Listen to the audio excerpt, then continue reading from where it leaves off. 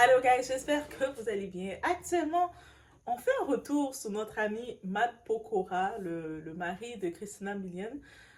C'est un chanteur français aussi, mais il s'est fait prendre. Il s'est refait prendre et il est revenu parler. Je pense qu'il a quand même un bon jeu. On va parler de lui comme il donne une réponse suite à ce commentaire du JO. Et aussi, j'ai découvert par la même occasion une petite collaboration qu'il a faite un peu. Je pense que pour la collaboration qu'il a faite, on va se mentir, ça a une saveur des JO. Ça a une saveur des Jeux olympiques. Et il l'a pas fait avec n'importe qui. Il l'a fait avec son ami, un autre artiste congolais, Fally Ipupa. Et guys, on va parler de tout ça. On est chez la Doha. It's about everything. On y va.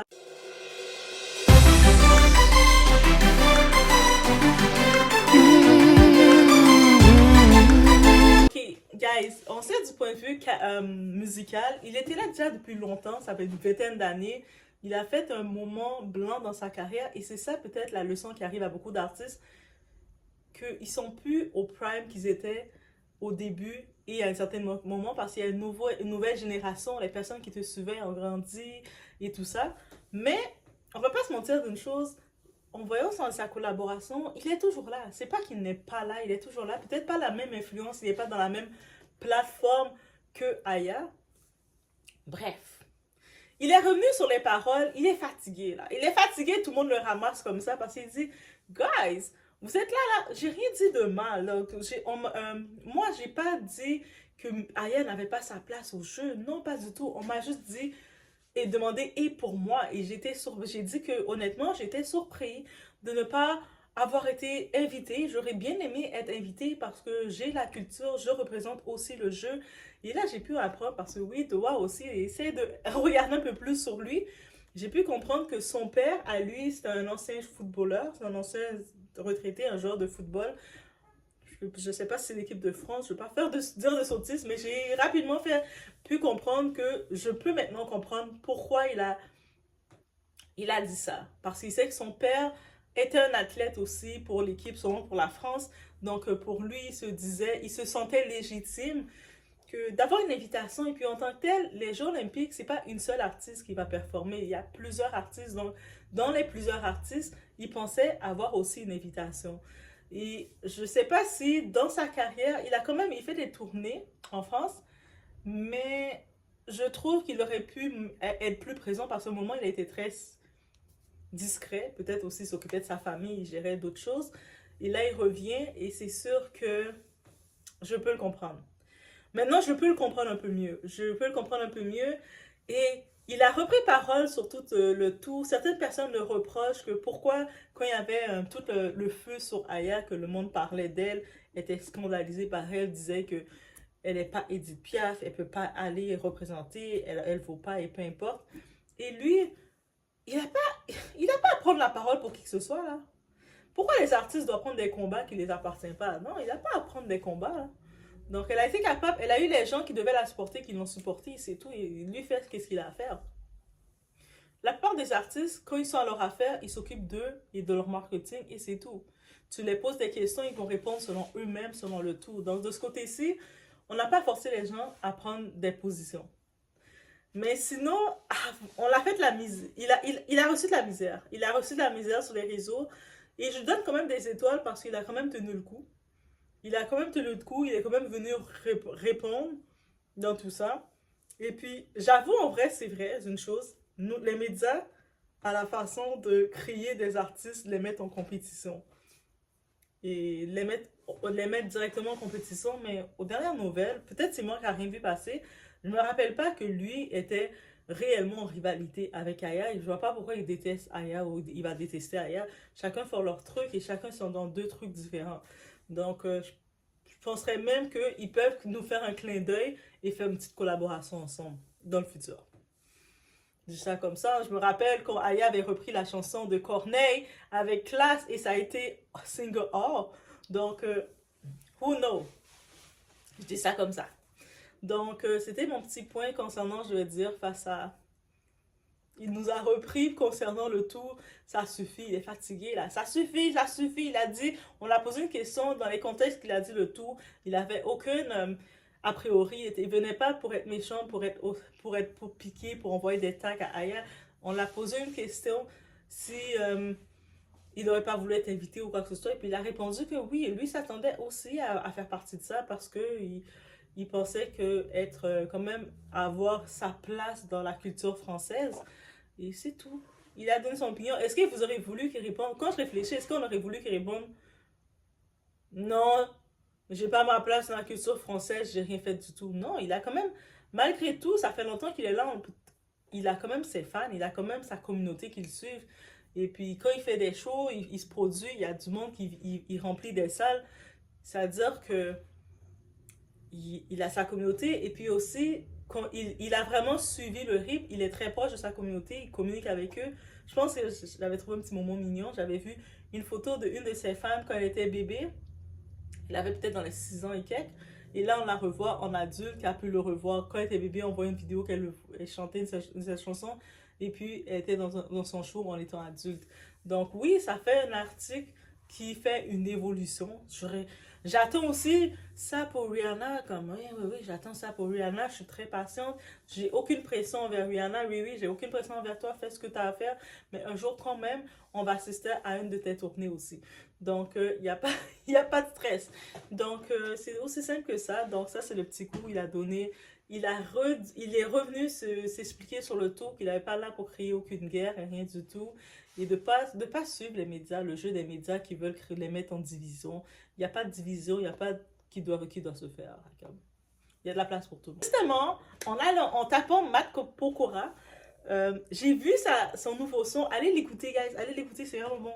Le son qu'il a fait, il a fait avec Fally Ipupa, avec un petit son piqué, un petit son spicy, un petit son afro.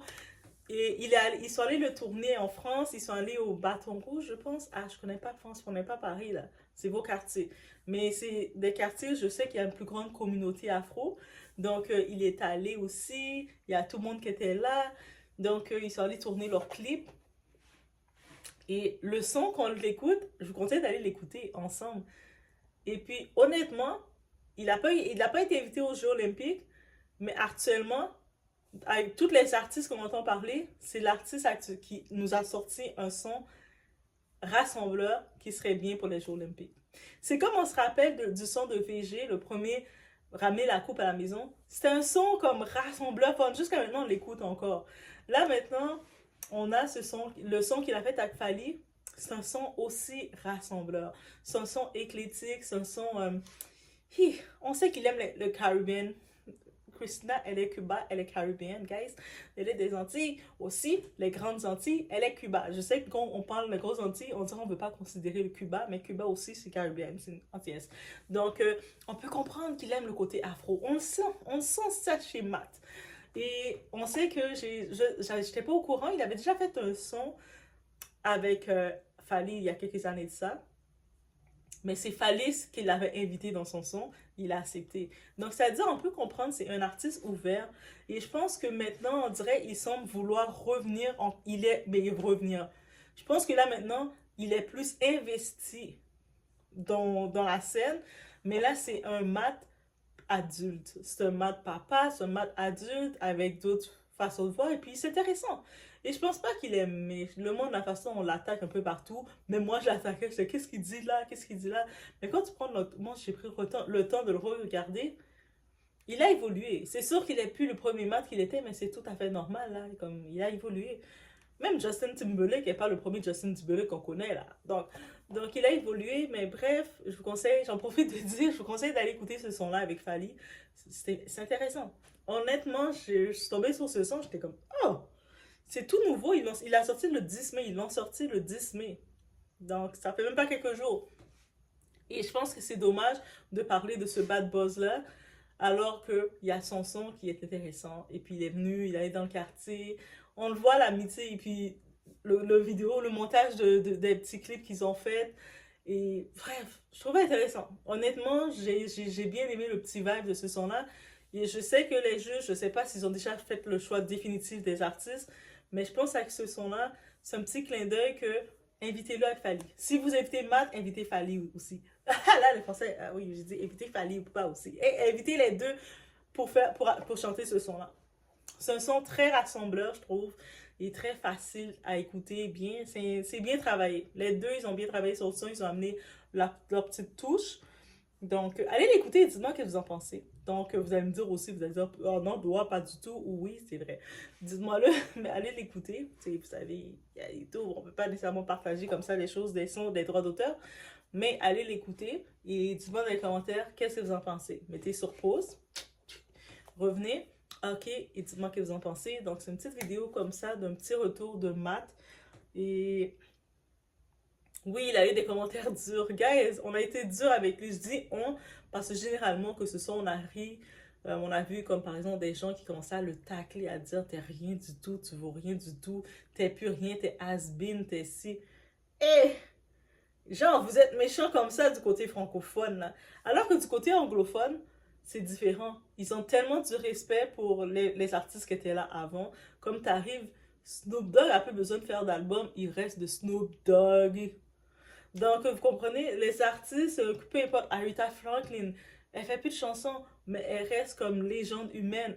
On dirait du côté anglophone, ils respectent comme, ils ont un petit respect pour l'hierarchie, et puis ils vont pas les traiter de has-been parce qu'ils savent que leur influence est importante. Même, on regarde les sons de Mariah Carey, les rappeuses, les nouvelles chanteuses, ils font tous des remixes, ils ajoutent Mariah Carey partout là. Et puis en plus, Mariah Carey, elle fait de l'argent avec ça parce que c'est son sample, elle est comme, prends mon son, en même temps, vous comprenez? Et ici, on dirait du côté francophone, mais je pense que c'est le côté francophone. Le monde, on est facile à minimiser les gens et à cracher et à bousculer les gens, on dirait. Ça, c'est le côté francophone. J'ai pas dit France. Côté francophone, c'est comme ça. C'est pour ça même qu'on regarde du côté YouTube, de côté création. Le côté francophone, c'est tough. Alors, côté anglophone, tu peux arriver, tu te lances et puis il y a pas, on dirait qu'il y a plus de bienveillance, même si c'est tough aussi. Mais c'est tough d'une autre façon. Peut-être je ferai une autre vidéo pour en parler. Mais sinon, c'était mon petit retour face à Matt. En plus, le monde disait le seul accomplissement qu'il a fait, c'est de faire des enfants à Christina Milian. Oh my god! J'ai ri, c'est drôle, mais j'ai fait ouch. T'imagines, on dit ça, et puis là, c'est un homme qui est marié avec une américaine. Et puis de sa carrière, là, de sa carrière qu'il avait, il avait plus de succès que Christina Milian du côté américain. On va pas se mentir. Oui, elle est populaire, c'est sûr qu'on regarde, elle a fait de films, Love Don't Cost a Thing et tout, mais de côté carrière, il a plus d'impact que Christina. On va s'entendre. S'il aurait été avec Christina Aguilera, ça aurait été une autre chose, ça aurait été une légende, elle l'aurait amené loin. Mais on s'entend. Mais par contre, de le voir qu'on le minimise comme ça à être le gars de Christina Milian, comme on a ri de ça, et il y a tant de femmes qui sont avec leur gars, qui sont quand tu... Eh, faut faire l'effet inverse aussi pour chacun. Bref, je vous laisse sur ce, laissez-moi savoir ce que vous en pensez. C'est mon petit tour du côté de la France, les nouvelles, it's about everything. Je vous laisse sur ce, guys, laissez-moi savoir ce que vous en pensez. Et du son.